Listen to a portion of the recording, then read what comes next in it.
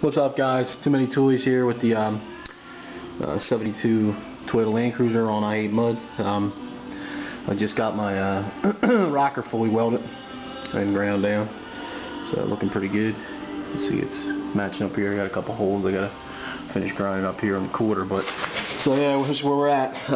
This little piece here I gotta cut out or hammer in and weld up. See a little valley here. I'm going to have to do some patching, possibly dollying this out. It's in a little bit. This was a big gap right here, and pushed in a little when I was welding. But all in all, everything else, man, it's smooth, it's flat, so it turned out pretty good.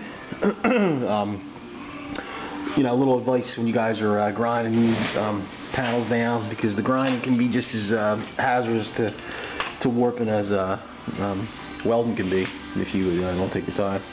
So I recommend using these. I got turned on them a little bit ago. My buddy's a welder for a living, and he does a lot of stainless, and these are the wheels that he uses. These are Sigma Green makes it, and this is the Rex Cut one, it's called, but they're really good. It's like basically like a flat disc, but a little bit better. They last a lot longer. I figure I did all this grinding here as well as all that with one of these wheels, and it's still got, you know, some life left. It's got a little more ass because the flat disc is basically a series of pieces of sandpaper just piled up on it in like a fan, whereas this sort of has a similar fan style wheel, but it's still a stone wheel. So it's not as thick as a regular grinding wheel, but it's still as good. I mean, you can see the difference here. There's this wheel here. So yeah, you can see the thickness from a regular disc, and this is, these are a lot thicker, but also these things will generate a lot more heat as you're grinding. So something to keep in mind when you're welding and then grinding, because this can definitely warp. You'll notice color changes when you're grinding, and once you see that, you definitely want to back off, because it will warp the panel.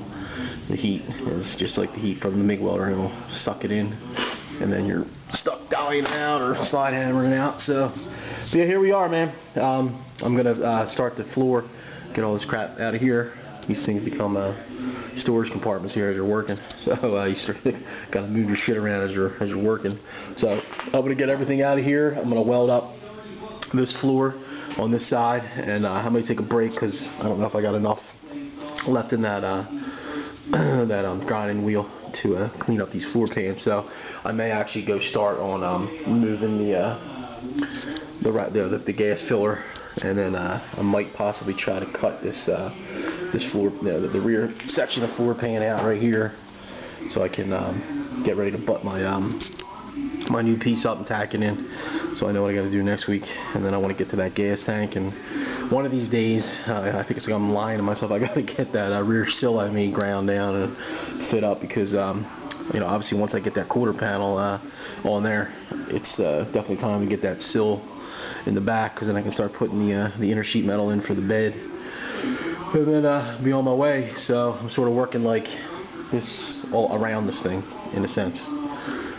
Around, upside down, in and out. I don't know. It becomes a blur after a while, but try to keep focused.